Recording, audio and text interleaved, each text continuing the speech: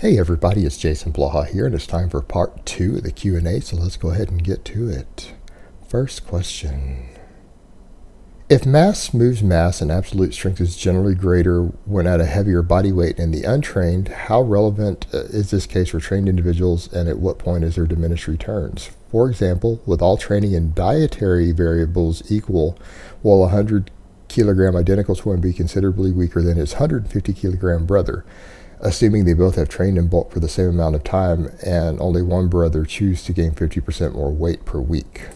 All right, this is a pretty extreme hypothetical that you asked here, but yeah, let's take your question seriously. Let's say two guys started at a lower body weight. Let's say two identical twins started at, 60 kilos, and they decided to bulk. And because they ate so much food, one of them bulked to 100 kilos over the course of however many months or years it was, and the other bulked to 150 kilos using similar types of programs.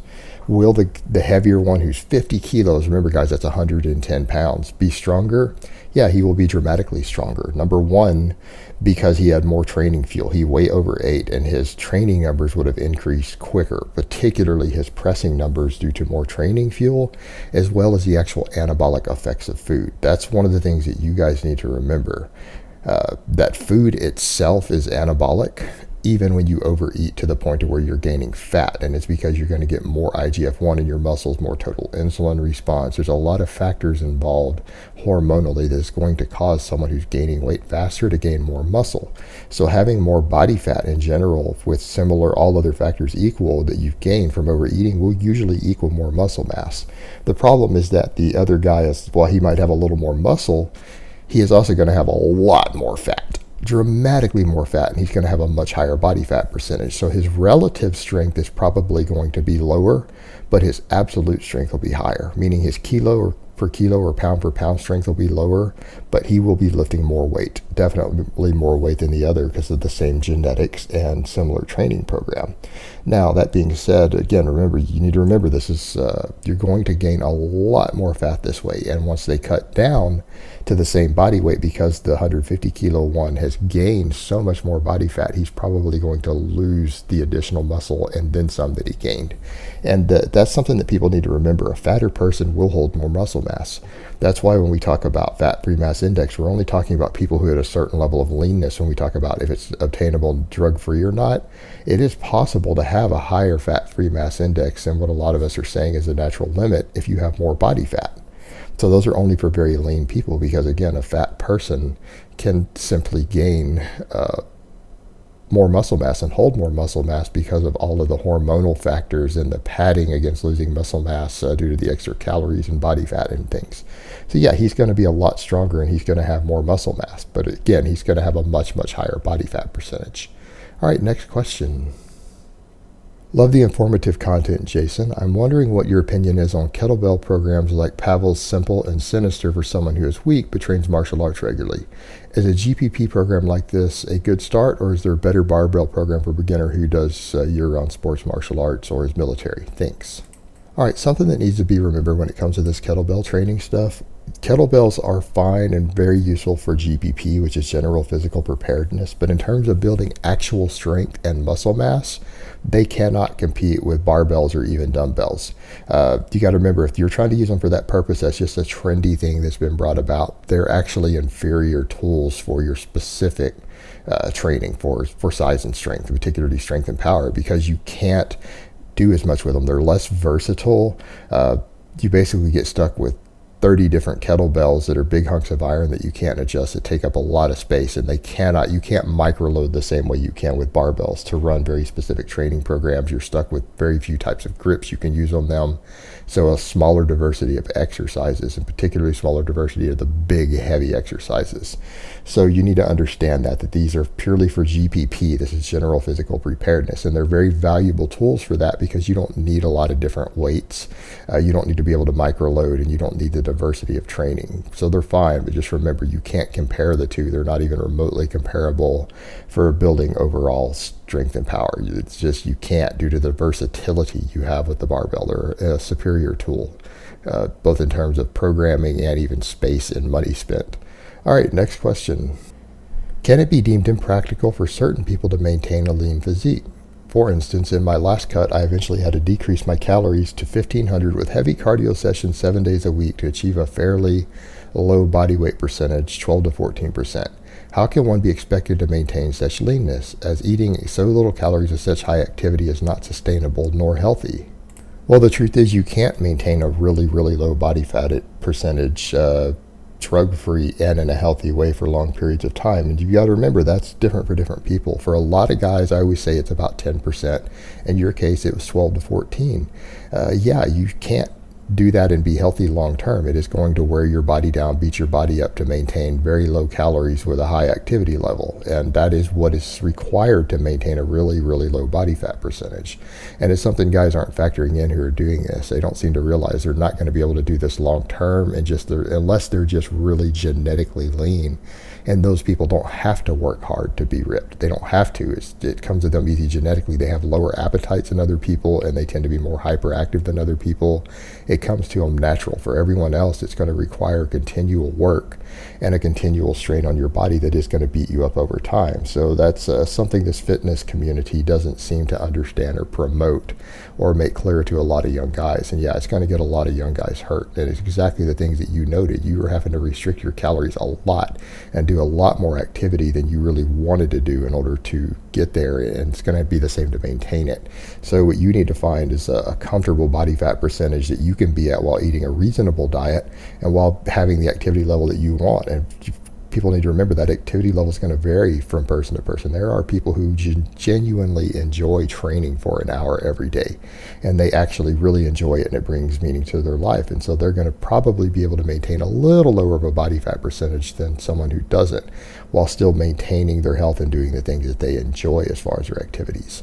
But it's not going to be dramatically lower. They're still not going to be 8% body fat year round, no matter what they think or what they might claim. That will even beat them up eventually. So good point, and people need to be more aware of that. All right, next question. Why am I stronger off the floor than when I do rack pulls? I do my rack pulls just below the knee, and they are a new exercise for me. 80% of my normal deadlift intensity feels almost impossible to lift from the rack. All right, simply put, because the leverages are different. There's more than one type of rack pull. There is a type of rack pull that people do they can lift 100 or even 200 pounds more than they normally can because they've dramatically reduced the range of motion and they've gone above the knee, which lets them pull back easier and use better body mechanics. So the leverages are easier in addition to the range of motion being greatly reduced.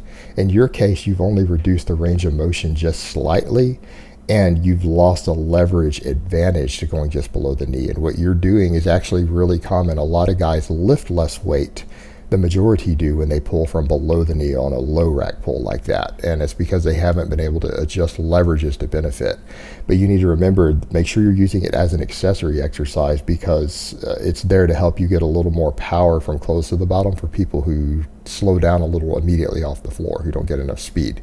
Don't use it to replace your normal deadlift because you will lose overall strength because you're being forced to use a lighter weight through a slightly lighter range of motion. So it's not going to be ideal for maintaining your muscle mass or your overall strength. It's an accessory tool that's used to help you with a certain performance component. It's a very, very useful accessory for that, but please just don't try to use it to replace your normal deadlift, because if you do, you might find that your normal deadlift will reduce because, again, you're using a lower range of motion with less weight because of the nature of the exercise.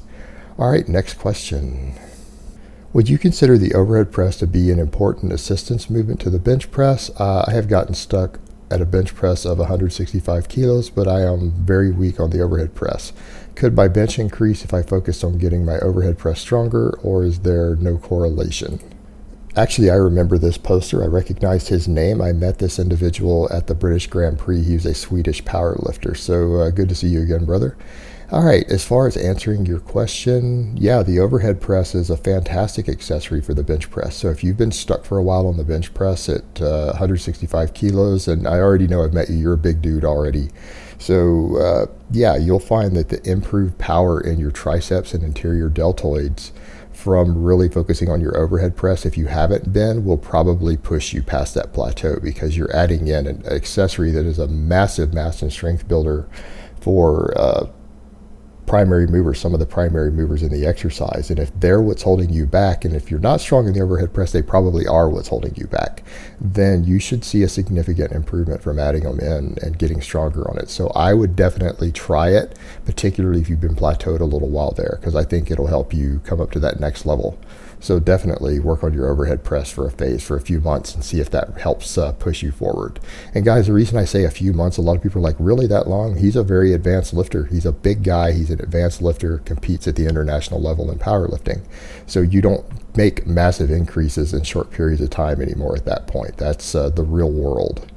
So hopefully people understand that we're talking about an advanced lifter here. Yeah, it could take him months of adding an accessory to see any positive change. All right, next question.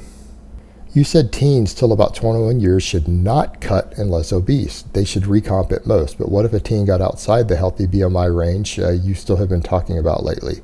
Should he get cut to get to the healthier BMI range? Thanks. All right, this is going to be a slightly controversial answer because a lot of people aren't going to understand that we are talking purely about drug-free people, not guys who gained huge amounts of muscle from using gear.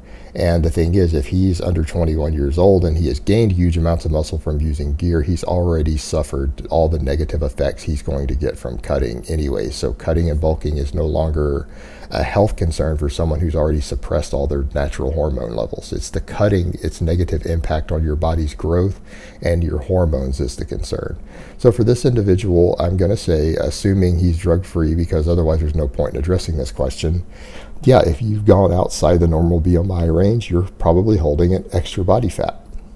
And holding that extra body fat at a young age is going to tend to affect you in the long term. So yes, there are still health consequences to cutting if you're under 21. If you're 19 years old and you're a male and you start cutting and losing body weight any significant amount, it will potentially harm your overall growth and development, your long-term hormone production, sex hormones, things like that. So that's why I don't advise it. Don't get ripped or lean as a teenager. It's a bad idea for your long-term development.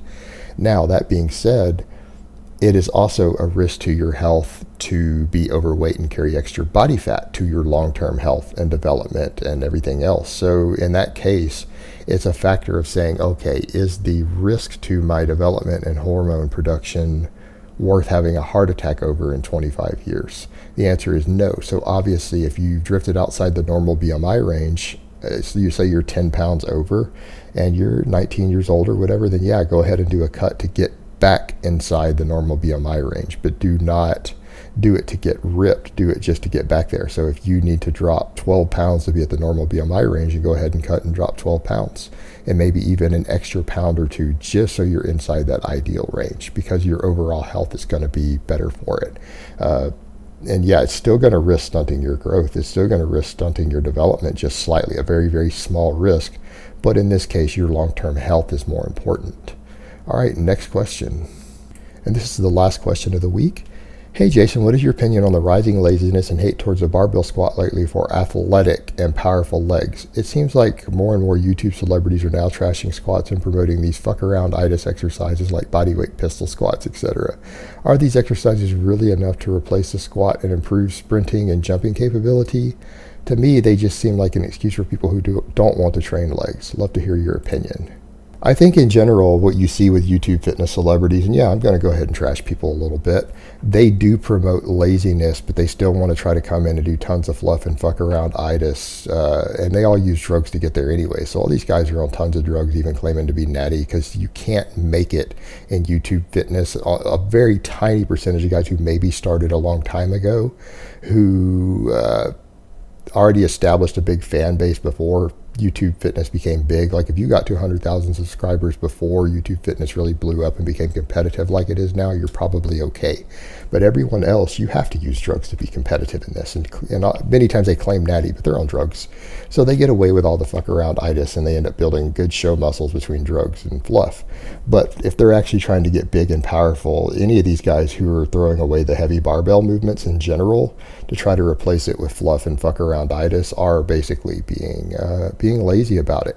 And it's okay to be lazy as long as you admit that those goals aren't important to you. But when they're saying, oh, we're doing it to get big and powerful, they're full of shit. They're not trying to get big and powerful. They're just trying to do something and not train legs and basically just promote enough to make their money on YouTube, because this is a big business. There are plenty of people making 6 and 7 figures in YouTube fitness.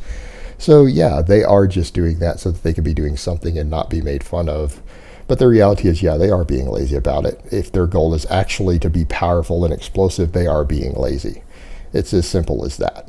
All right, guys, but that's really all I have to say on that today. I hope it's been informative, and I will talk to you guys next time.